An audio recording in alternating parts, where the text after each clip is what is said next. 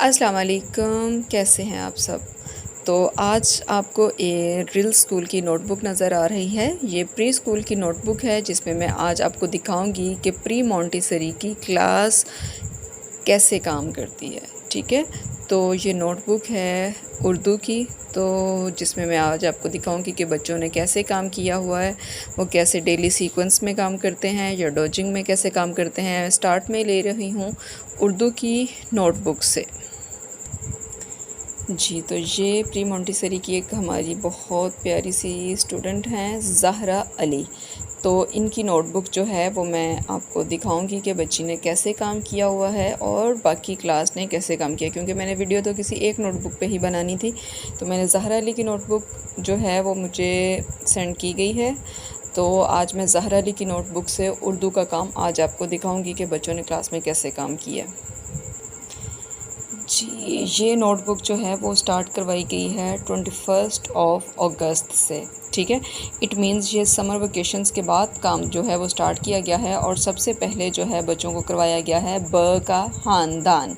यहाँ पे एक एक हर्फ नहीं स्टार्ट किया जाता, क्योंकि यहाँ पे ये एक एक पूरी फैमिली है।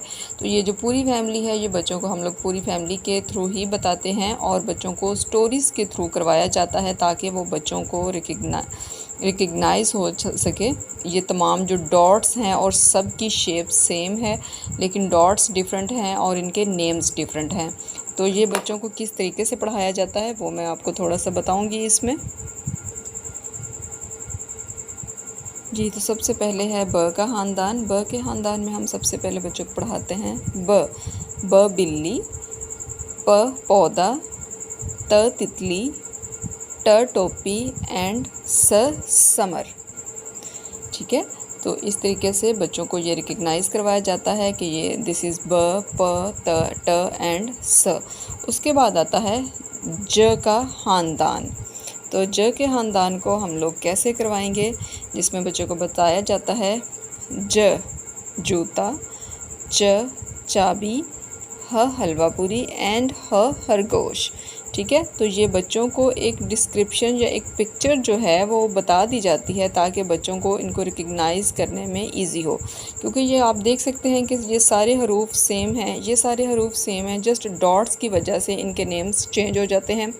तो बच्चे इनके डॉट्स की वजह से और उस पिक्चर की वजह से या उस स्टोरी की वजह से उसको बहुत अच्छे से रिकग्नाइज़ कर लेते हैं। तो मैं इन हरूफ को दोबारा से जो है वो रिपीट कर देती हूँ।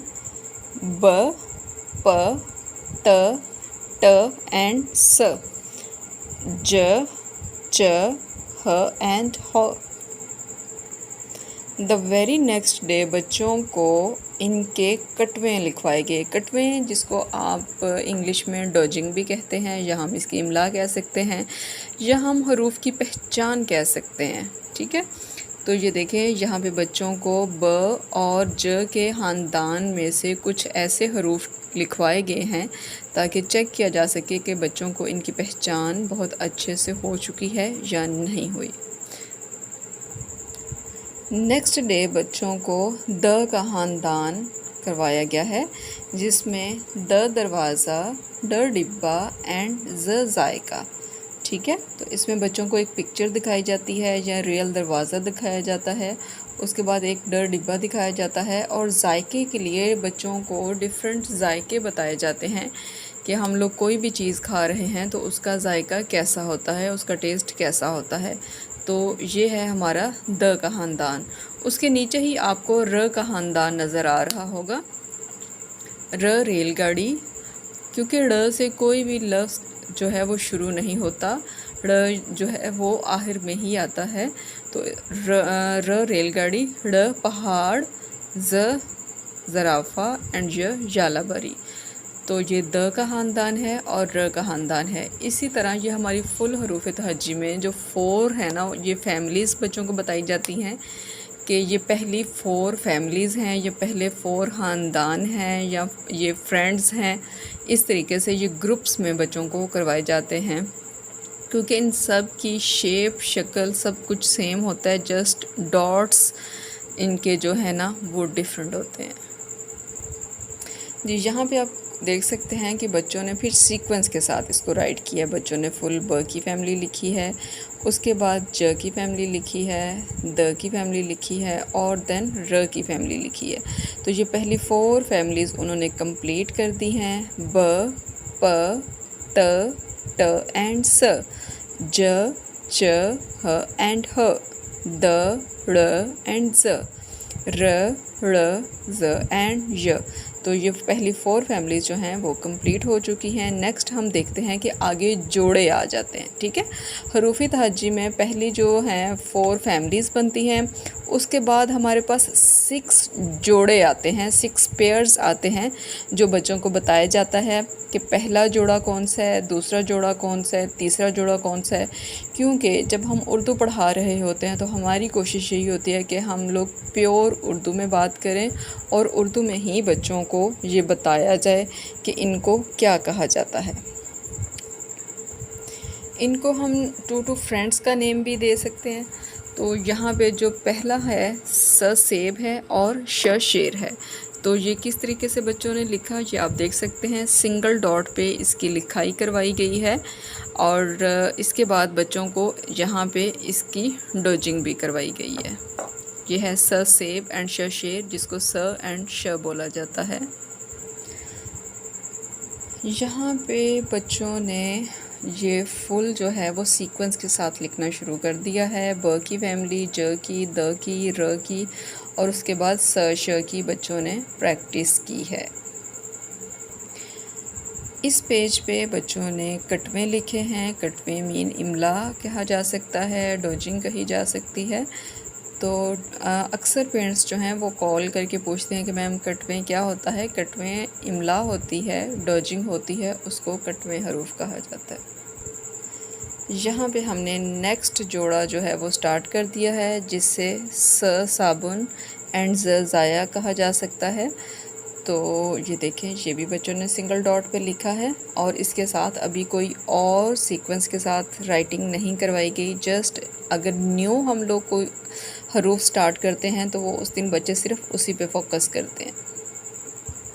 जी यहाँ पे देखें, ये स श एंड स ज़ की लिखाई करवाई गई है क्योंकि ये आगे जोड़ों की सूरत में बच्चे कर रहे हैं, तो ये इस पे ही फोकस किया जा रहा है।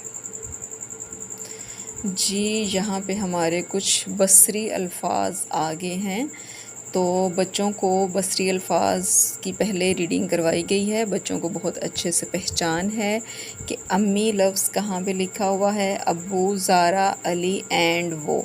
यहाँ पे इनको मिक्स करके कुछ और अल्फाज के साथ लिखा गया है और फिर बच्चों से दायरा लगवाया गया है कि आप पहचान करें कि वो अल्फाज कहाँ पे हैं, और ये बच्चों ने दायरा लगा के बताया कि ये वाले बसरी अल्फाज हैं। जी तो ये देखें, यहाँ पे आ जाता है तस्वीर का पहला हर्फ लिखिए। ठीक है, तो ये देखें, सबसे पहले एक पत्ता बना हुआ है तो बच्चे ने खुद ही उसको देख के प लिखा है। दरख्त की तस्वीर है और इसको देख के बच्चे ने द लिखा है। शेर है तो बच्चे ने श राइट किया है। नेक्स्ट पेज पे ये देखें, चूहा है तो बच्चे ने च लिखा है और य अस्तहा है तो बच्चे ने य राइट किया। जी तो इस तरीके से अभी तक हमारी जो आफ्टर समर वेकेशन राइटिंग थी वो कंप्लीट हो चुकी है। ये प्री मॉन्टेसरी का उर्दू का काम है जो आपको दिखाया गया है। तो मैं कोशिश करूँगी कि मैं आपको इंग्लिश और मैथ्स का काम भी दिखाऊं कि बच्चों ने क्लास में ये काम कैसे किया हुआ।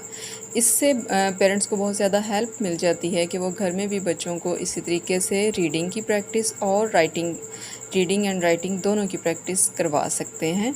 तो आप ऐसे ही रीडिंग करवाएं और राइटिंग भी करवाएं तो बच्चे आपको बहुत अच्छा रिस्पॉन्स देंगे। बहुत शुक्रिया। अल्लाह हाफ़िज़।